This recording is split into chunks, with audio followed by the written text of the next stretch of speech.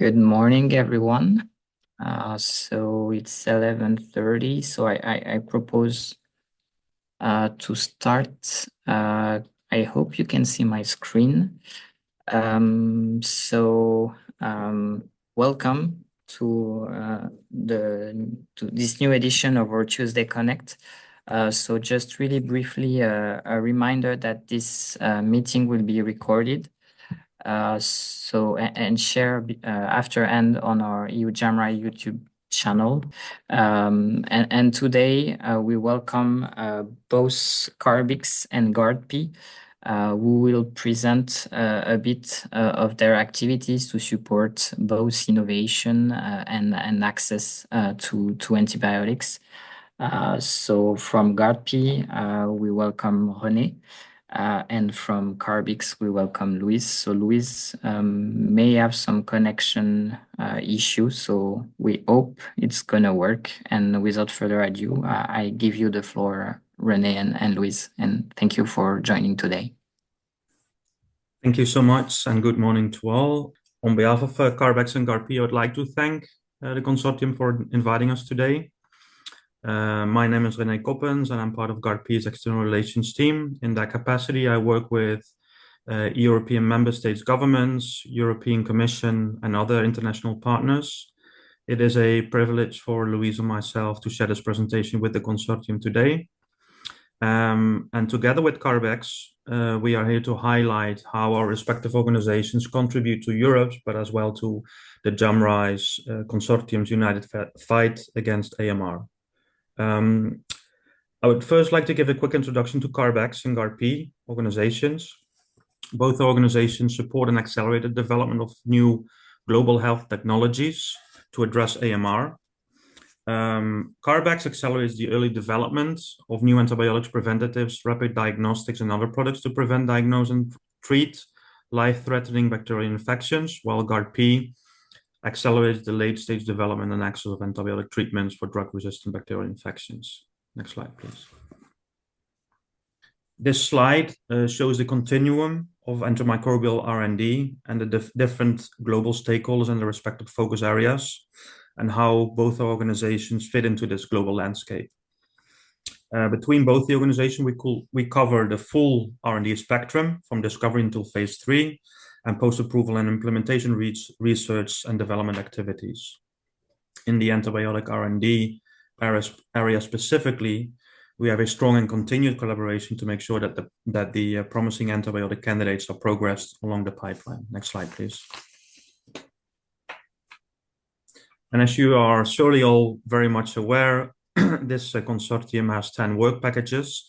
In this slide, just wanted to highlight at the start of the presentation to which specific work packages GARDP and CARB-X contribute most to.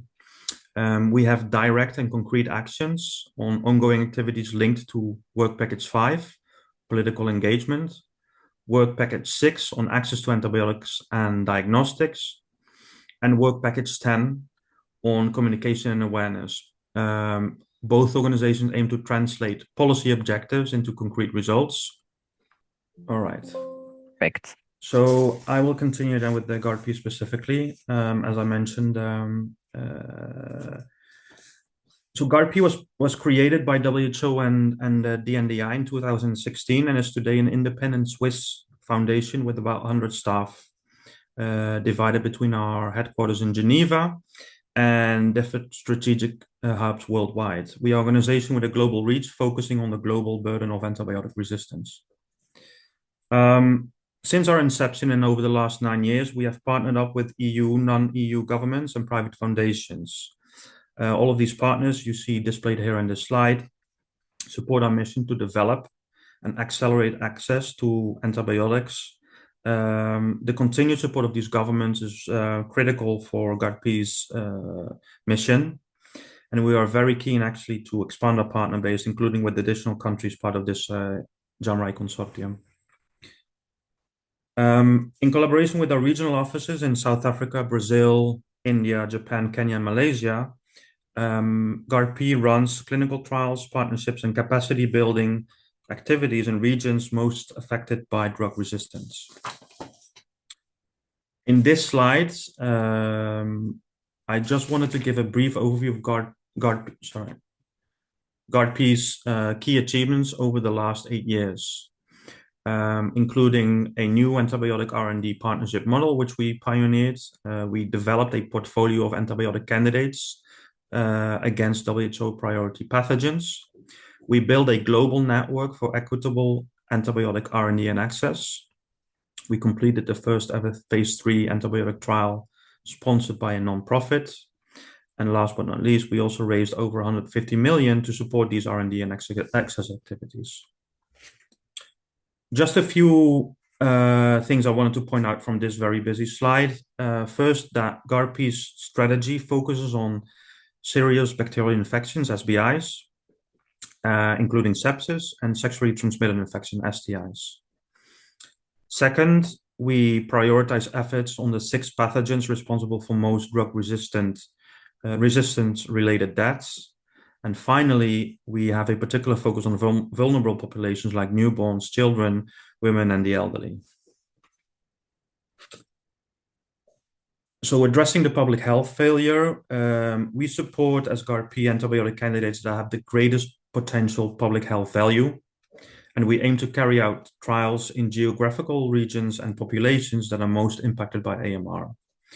We integrate access from day one into our R&D programs, which means support for manufacturing capabilities to increase global supply security as well. It also takes into account affordability and accessibility, not just as an afterthought, but as a core part of our R&D. This is a very high-level overview of GARDP's R&D focus on our portfolio. On the highest level, you can perceive our focus on the priority diseases and infections, SBIs and STIs. This includes also neonatal sepsis. On the next level, you can see the main areas relevant to WHO priority pathogens. Under that, an overview of the different treatments or antibiotic assets we are currently supporting. And then lastly, an overview of the specific key populations that these assets, the antibiotics, might be developed for. We continue, as GARDP, we continually scan the pipeline of additional promising antibiotic candidates that could be added to our portfolio. This is a slightly different overview of our portfolio, just to highlight here that in this portfolio, we support these different antibiotic candidates in different stages of development and access, and that we work in a collaborative model with industrial partners on most of these assets, agreeing with these partners for GARDP to have the commercial and/or manufacturing rights for different countries, in most cases, lower middle-income countries where the AMR burden is highest. I want to now continue to a few examples of our programs, starting with the neonatal sepsis. As you know, antimicrobial resistance plays a role in the deaths of over 1 million children aged under 5 years old globally. In 2019, one in 5 people who died due to AMR were children under 5. And about half of these children were newborns. So because of these data points, GARDP really focuses on neonatal sepsis and antibiotics for neonates in our activities. Under our neonatal sepsis program, GARDP conducted between 2018 and 2020 a large observational study on babies with sepsis, covering 3,200 subjects. We have subsequently launched a global phase 3 trial called NeoSep1. This trial will rank the safety and efficacy of different antibiotic combinations to treat neonatal sepsis in order to provide concrete insight and data for doctors around the world in different clinical settings to treat neonates with suspected or confirmed sepsis. The neonatal sepsis trial 1 is scheduled to finalize in 2028. I will now move on to another example under our STI program, sexually transmitted infections, specifically zoliflodacin, which is a new and innovative antibiotic that we developed to treat gonorrhea. So drug-resistant strains of gonorrhea are spreading fast in some parts of the world. The health of in particular women of reproductive age is significantly impacted by these infections. And to address this AMR problem, GARDP has developed a new antibiotic called zoliflodacin. We have enrolled nearly 1,000 patients in 16 sites across 5 countries, South Africa, Thailand, the Netherlands, Belgium, and the US, between 2019 and 2023. And in November 23, GARDP announced positive phase 3 trial results in collaboration with Innoviva Specialty Therapeutics. Currently, the new drug application is under priority review by the US FDA. And zoliflodacin would be the first new gonorrhea treatment in decades. Our agreement with Innoviva ensures access in up to 3/4 of countries worldwide, with GARDP's particular focus on these areas of the world, representing hotspots of drug-resistant gonorrhea. Also to highlight that we work with the European Commission HERA to look at supporting access in the European Union. Moving on to serious bacterial infections, I will now focus on a different GARDP-supported antibiotic, cefiderocol, part of our SBI portfolio, which is a new antibiotic approved by EMA in 2020 addressing carbapenem-resistant bacterial infections. In 2022, GARDP signed a landmark agreement with Shionogi, Japanese company, to expand cefiderocol access to 135 countries through a technology transfer to Orchid Pharma in India. The Indian manufacturer is currently building the manufacturing site to produce cefiderocol, resulting in additional manufacturing capabilities and capacity, which will increase global supply security. This is an overview of the partners involved in the cefiderocol access project. This includes different licensing, manufacturing, distribution, and implementation partners to ensure the appropriate and affordable access globally, and particularly again in low and middle income countries. A few words on GARDP access activities, but now more on a general level. GARDP's vision for access is relatively simple but powerful. We want to make sure that new antibiotics are not only developed, but that they are also actually reach patients wherever they live. Too often in global health, we see innovation stop at approval and patients are left waiting years for new medicines to become available in their countries. At GARDP, access is part of our DNA, so to speak. It is integrated from the very start of research and development programs. That means asking, for example, how can this treatment be made affordable? How do we ensure sufficient manufacturing capacity and supply security? Which countries will need it most, and what regulatory pathways will work best? And who are the partners we must bring on board in this program? This is the vision that guides our licensing agreements, our technology transfer work, and our collaborations with governments and funders. Access is not an afterthought for us. It is about making sure science translates into real patient impact on a global scale. A bit more on getting antibiotics to patients in need. So what does it in practice mean, and how do we actually get these antibiotics to patients? There are several essential steps in this process. First, we want to make sure that there's affordable, quality assured production, which we achieve by partnering with trusted manufacturers. Second, we support countries and health systems to register and commercialize these antibiotics, particularly in high burden markets where the need for these antibiotics is greatest. And then third, we work with WHO and national authorities to integrate new antibiotics into clinical treatment guidelines so they can be prescribed safely and effectively. And then finally, we help shape robust implementation plans for each country, which means ensuring that stewardship measures are in place and that healthcare workers are trained and that access does not come at the expense of an inappropriate use. So taken together, these steps form a holistic approach for GARDP, and we want to build the bridge between laboratory to the bedside and making sure no patients are left behind. A few comments on licensing. As I've hinted before, core part of our model is licensing. We have negotiated agreements with several companies like Shionogi, Innoviva, and Bugworks, and these deals ensure that once approved, these new antibiotics can be made available in dozens, even over 100 countries, not just in high-income markets, but also in lower and middle-income markets. Licensing allows us to expand access rapidly and equitably. Manufacturing is often the Achilles heel of antibiotic development, especially for small biotech firms. That's why GARDP has a dedicated team that provides support services to industrial partners on chemistry, manufacturing, and controls. We work with our partners to produce safe, affordable, quality-assured products at scale, reducing costs, and ensuring supply security for the countries that need them most. Now, before I close, I wanted to highlight just a few final points. Beyond our clinical programs and access and licensing agreements, GARDP also invests in strengthening the AMR ecosystem through several other activities. First is Revive, our platform for knowledge sharing and training. Second, our commitment to the One Health approach. And third, by recognizing how conflict and humanitarian causes are accelerating the spread of AMR.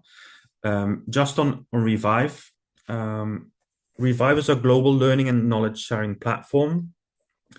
It is set up to connect experts with young researchers, providing free training resources and strengthening stewardship and clinical trial capacity worldwide. Revive is a way to building the ecosystem we need around the antibiotics, not just the products themselves. Further, Revive information and the webinars, which are freely accessible for all, can be found on revive.gardp.org, and I would like to invite you to register there to make sure that you can access the information and attend the webinars. Really quickly on One Health, just to highlight that we embrace as GARDP the holistic perspective on One Health AMR, and as part of our programs, we are working alongside other partners who recognize that drug resistance knows no borders and requires solutions that cut across these different sectors. And then lastly, just a comment on AMR and conflict. So conflict often create conditions that accelerate drug resistance. For example, lack of clean water, disrupted health system, and uncontrolled antibiotic use. At GARDP, we are now actively looking at how our R&D and access activities can better respond to these conflict settings. This would mean potentially adapting clinical trials to specific conflict settings, supporting supply chains, and ensuring that patients caught in crisis are not left without effective antibiotics. So a few key takeaway messages before I hand over to Louise. Just wanted to highlight that first, GARDP's activities are focused squarely on the core global health priorities in antibiotic resistance. Second, we accelerate R&D on antibiotics to offer concrete solutions to drug-resistant infections. And lastly, our access activities focus on AMR hotspots, which indeed are mostly located in LMICs, but we also support EU member states' policy objective on antibiotic access. We believe strongly that these are areas where we would like to get into closer collaboration with the EU-JAMRAI2 partners and its members so that we can make a joint difference. Just wanted to say thank you for your attention and interest, and I look forward to following up with you individually, potentially as well during the next annual meeting, which I think was in Austria. Thank you so much. Thank you, René. So please save your questions for later. And now we will welcome Louise. So good morning, everyone. I'm Louise Norton-Smith, and I'm Director of External Affairs at CARB-X. And just given the fact that I'm presenting here today on behalf of CARB-X, I have to flag that, of course, the views that I'm presenting are not those necessarily reflecting those of our funders. So with that in mind, so some of you may know that CARB-X, you may think of CARB-X as a US entity. And in fact, whilst we are hosted by Boston University in the USA, we were founded in 2016 to be a global non-profit partnership. And the founding partners initially were BARDA and Wellcome. And we are now funded by 6 of the 7 G7 governments, including Germany and Italy. along with the 3 largest philanthropic health foundations, including the Denmark-based Novo Nordisk Foundation. So I think everyone on the call is already familiar with the worrying statistics and very uncomfortable predictions that we have regarding AMR. And CARB-X is addressing one aspect of this complex puzzle, and that of ensuring a well-stocked early-stage pipeline of candidate medical countermeasures against bacterial infections in humans. We know that drug resistance is worsening, but so is our capacity to develop these new products to diagnose, prevent, and treat drug-resistant infections.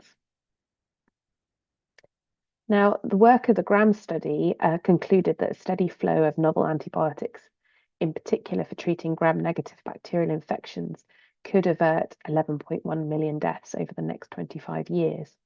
This really means that antibiotic R&D is an essential contribution towards the types of goals that were set by UN member states in the 2024 political declaration on AMR. But as we've heard from René, of course, it's not just about the innovation. The work that we do has to ensure a careful balance between the 3 legs of the stool.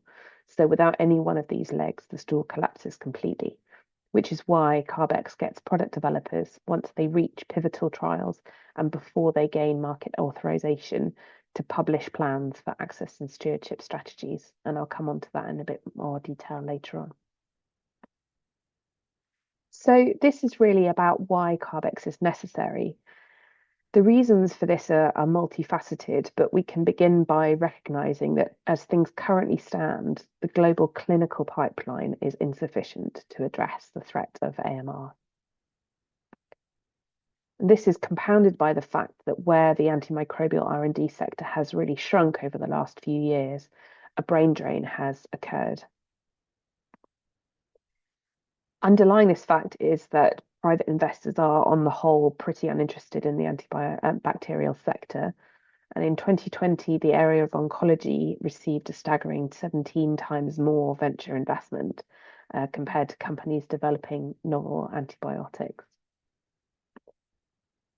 And this really shows that where private investment has been made into these products that have actually gained regulatory approval, this has been followed by a really negative pattern of bankruptcies, distressed sales, liquidations, so on, leading to a cumulative loss of at least $2.3 billion worth of investment.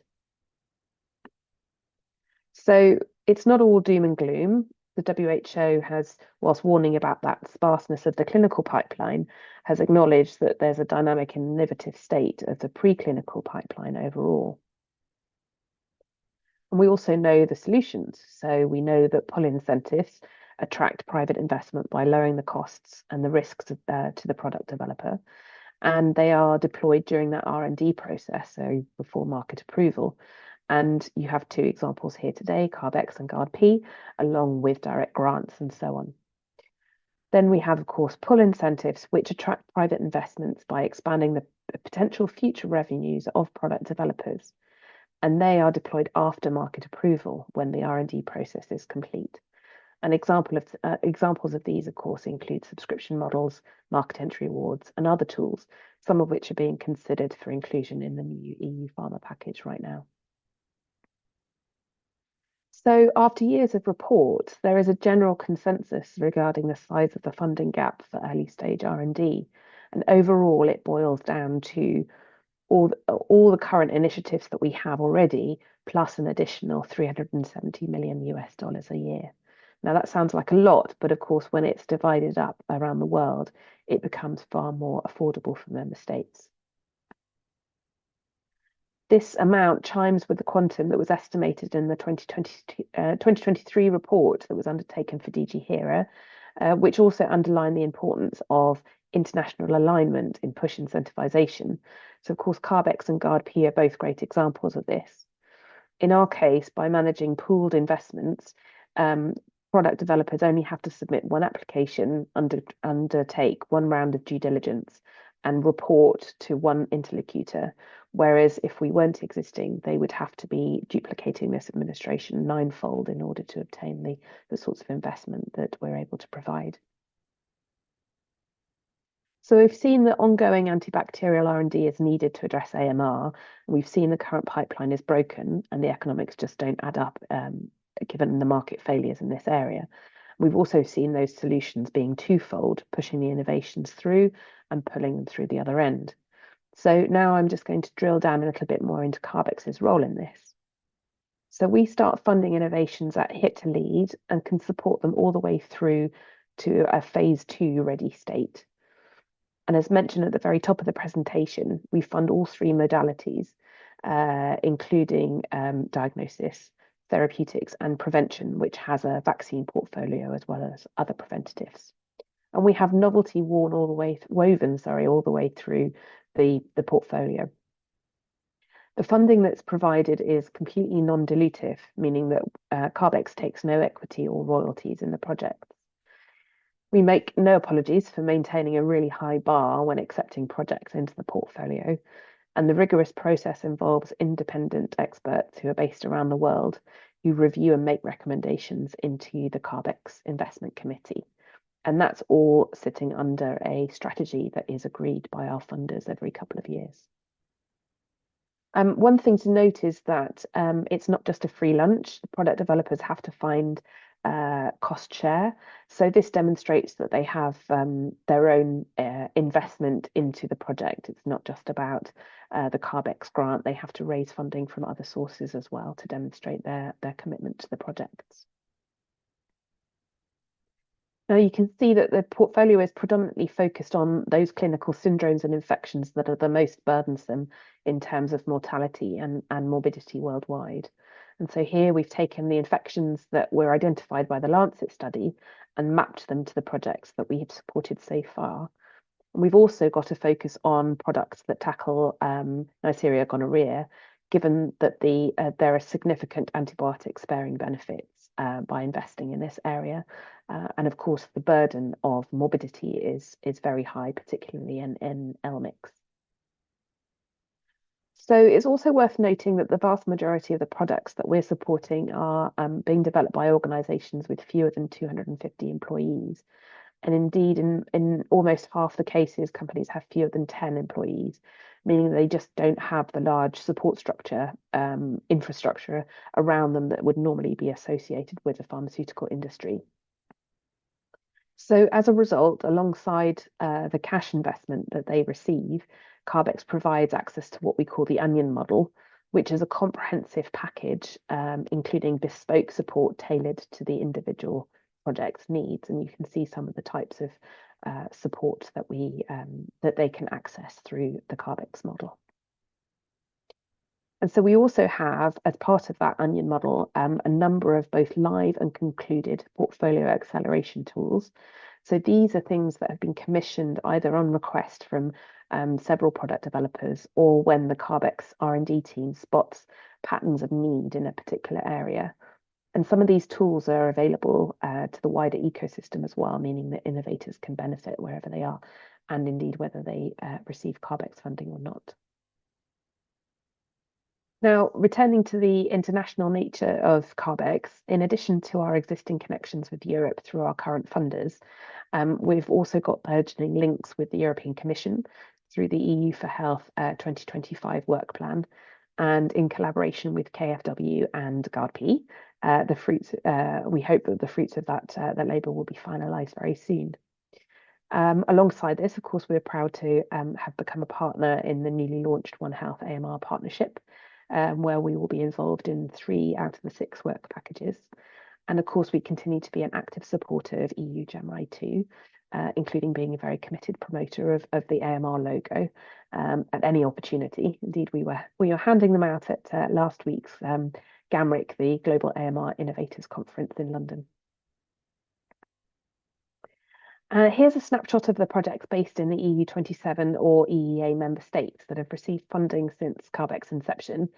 The slide overly simplifies things, of course, because this is where the projects were registered in terms of their headquarters. Some projects change owners, so that then ultimately can change geographies. And of course, some work in geographies outside their country of registration. So whilst they might be registered, for example, in the US, they might be undertaking clinical trials in the European area.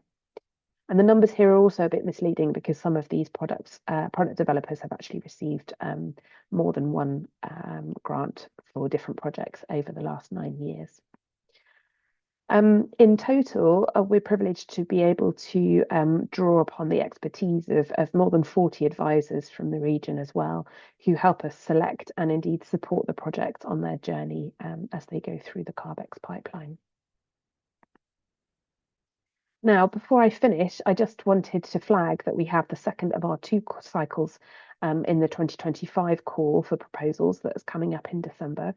The 2 themes will remain the same as earlier this year, so therapeutics for infections caused by gram-negative pathogens and diagnostics for typhoid fever for low-resource settings. So we really hope to see a strong contingent of applications from EU-JAMRAI member states. So, in conclusion, CARB-X occupies an important part of that antibiotic R&D ecosystem, and we, along with the other push incentive mechanisms and being able to hand over to the likes of GARDP and others in terms of the products where they are successful, collectively, it's essential, all of these components, to keep the pipeline of preventative, diagnostic and therapeutic candidates primed. So our place in the pipeline is well aligned with the other mechanisms, including GARDP, as you can see today, and we work to ensure further alignment with much needed pull incentives as these come to fruition. We're clear that innovation on its own is not enough. There must be care taken to address the questions of access and stewardship from the very start of a product's life cycle. And again, we can't do this on our own. For our conditions to have any impact, they must align with others' conditions and expectations too. And whilst you might be working much closer to the AMR policy space, we'd be delighted if you could help us spread the word so we can see more quality applications coming in from product developers in the region. Thank you very much. Thank you, Louise, and thank you both for this really clear presentation of the current AMR landscape when it comes to innovation and how you can both support innovation while also addressing stewardship and access issue. So we have about 10 minutes for questions. So feel free to raise your hand and ask question to Louise and René. Yes, Marie-Cécile. Yes. Hello, Louise and René. Thank you very much for this very interesting talk, reminding everyone what you are doing. You present, Louise, a little bit. You say that you also support diagnostics, so there is also a reflection of on where we want to push diagnostics, which type of diagnostic according also to the resources of the countries. So in your both organization, GARDP and CARB-X, what is the part dedicated to diagnostic and what is the philosophy about diagnostics? Because this is something we do not address. It is not in our portfolio within EU-JAMRAI, not directly. So, and then especially in access, so, and also stewardship a little bit, but less than antibiotic access and stewardship. Thanks, Marie-Cécile. Shall I go first, René? Because I think we've probably got a bit more content there. So diagnostics is one of the 3 pillars that CARB-X has supported from the very beginning. And indeed, it's one of the 2 that features in the call this year. Preventatives, we have a really healthy pipeline at the moment, so there wasn't any call for proposals this year, whereas diagnostics and therapeutics were both have both been open for new projects.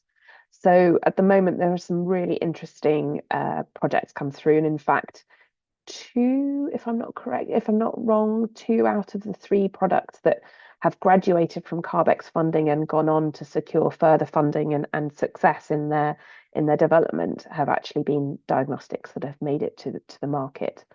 I think over the course of CARB-X's history, it began very much as bring your projects to us and let's see what's out there in the ecosystem. And now, as the data have become more available in terms of burden of disease, the need has become really clear. The kind of the stratification, if you like, of the need for certain products has become much clearer. And so the portfolio has now shifted gradually towards lower levels of healthcare systems. So the call at the moment for the LMIC facing level 1, 2, possibly 3 healthcare systems, really kind of standalone, low cost of goods, not dependent on tricky supplies and so on and so forth. So, and that makes it even harder because I think there are lots of innovators who are very excited about the big shiny black boxes, and fewer who are really looking at that innovation, which is much harder to deliver where you're tailoring it to resource limited settings. But the pipeline is pretty good. The diagnostics team are always very enthusiastic about the products that they're supporting, and we actually go sometimes a little bit further in terms of financial support towards the market. So yeah, I think that's for CARB-X anyway. Just maybe to add from GARDP's perspective, without going into too much technical detail, which is not my background, but of course, when we develop new antibiotics and when we get to the access stage, we want to make sure that these new antibiotics are properly managed and introduced. And we are aware that there is a need to an accompanying diagnostic for these new antibiotics, which is sometimes very hard as well, because we're, and particularly for our case, the markets we are looking to introduce some of these antibiotics, lower middle income markets, by adding a diagnostic tool into the framework, you by nature then will also increase kind of the cost basically of this new treatment regimen, right? If you link these to both. So that's something we're struggling with. We're definitely working on solutions there, trying to find appropriate and the right diagnostics while not creating, I guess, additional barriers that will then basically limit the introduction of these new antibiotics. But we're very much aware that we need these accompanying diagnostics when we introduce these new antibiotics in different markets. Okay, thank you. And Marie-Cécile, I just add, I completely forgot to put in my slides that we've actually got a kind of principle that runs through the portfolio, which is around aligned by design, which is in order to effectively avoid what René has portrayed as the ultimate problem, whether you've got new therapeutics coming through and no diagnostics to accompany them. So the portfolio is very carefully matched, where a call will happen where we know that there will be a clinical need for a diagnostic that doesn't exist. So, for example, the big question at the moment, of course, is neonatal sepsis. So really investigating that so that when we've got sufficient therapeutic coming through, we may well then be able to time it well with a diagnostic product as well. Thank you.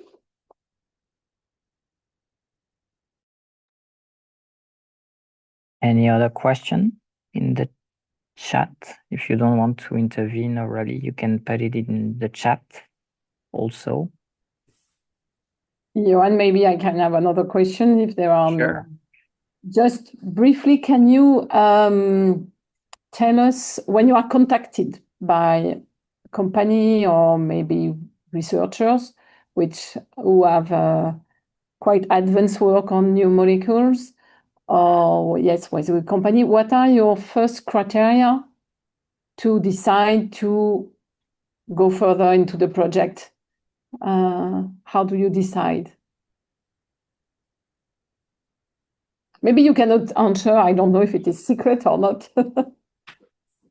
I mean, I can briefly answer because it's as always the early answer is it depends. It depends on the stage the specific compound is in. trying to not again going into the very kind of specifics of our portfolio management. I think what we as GARDP want to do is to obviously make sure that we target that we work with those potential antibiotics that target the WHO priority pathogens. So that's really a prerequisite that they act on those specific pathogens. Also, depending on whether this is really early discovery or whether this is later stage, it depends on what else do we as GARDP have in the pipeline. For example, we have just finalized the phase 3 on a zoliflodacin, which is addressing gonorrhea. We're definitely also aware that there is a need for potentially an additional asset targeting gonorrhea. But in general, I would like to say that we want to support not individual assets, but the portfolio, and therefore as well prioritize things that might complement what we already have in the portfolio.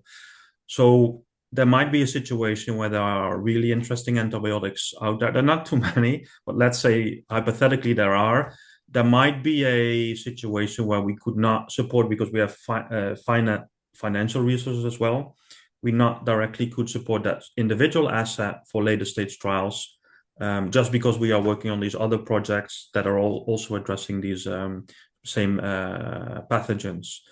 But I think in general, because we do not have that many candidates, we're definitely always open to consider new antibiotic candidates, and we actually are in conversations with basically all of the companies that are working on antibiotics in this space. So. And then for us, it's a slightly different methodology because I think GARDP is more of a going out there and having proactive conversations. Ours is very much based on a call for proposals. And once the call has been set and applications come through, we've then got a relatively rigorous, or rather rigorous process that each applicant will go through. And they will be judged against the alignment with the scope. So we have undoubtedly lots of projects that come through under application that are chancing their arm, so to speak, and might be seeing if they can get through, even though they're slightly out of scope. So the first stage is obviously to make sure that they are fully aligned with what is being asked for. And then, of course, it's juried. The quality of the application is juried by those independent advisors. So that's outside of the CARB-X R&D team, where we have reviewers who look for coming from different backgrounds and different specialties, and who are looking for different things, but they are overall looking for the coherence of the project. And then finally, once that has been recommended into CARB-X, there's a presentation.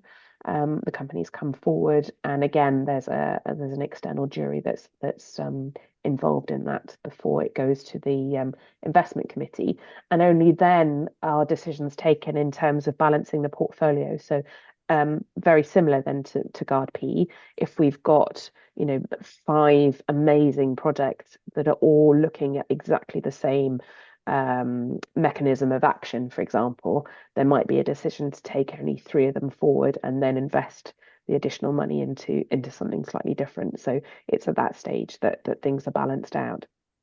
I think it's probably worth adding that we've got a particular channel within the CARB-X portfolio where projects can indicate in their application process that they're particularly interested in designing products for low and middle income countries. And that then unlocks funding streams where the funders have official development assistance. So that then gets reviewed by experts who understand the sorts of requirements for healthcare settings in different income, different levels of income countries. Thank you very much. Well, thank you, boss. We have a comment in the chat, actually.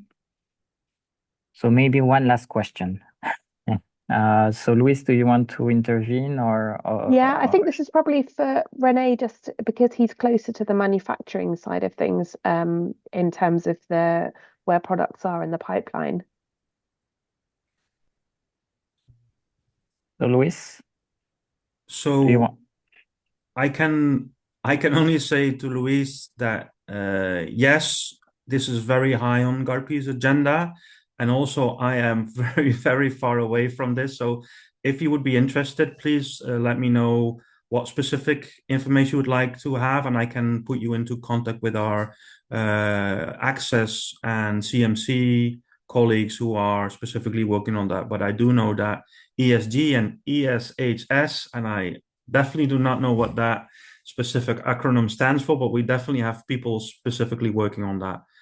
So that also then addresses the the potential risk for AMR emergence in the environment, also in, for example, the investments in the tech transfer in the Indian company. That's definitely a really key component that we're looking at to mitigate and limit that risk you just highlighted.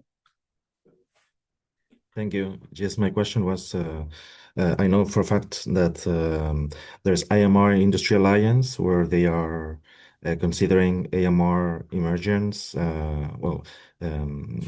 criteria for the AMR emissions in the environment. But I guess at some point of the development of these antimicrobials in the clinical stage, these criteria must also be met at some point. I don't know to which extent the agencies that are responsible for approving these medicines are providing like established standards for you to see these are the proof that we need for you to give us the data, and then we can approve these antimicrobials regarding the data you provide.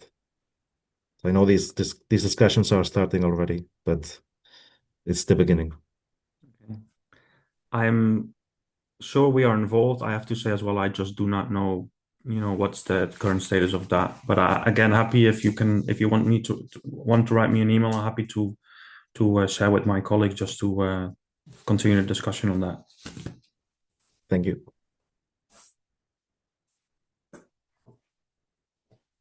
Thank you, René. Thank you, Louise. So we will close the meeting now. So I just would like to thank you both for the support you give to the symbol.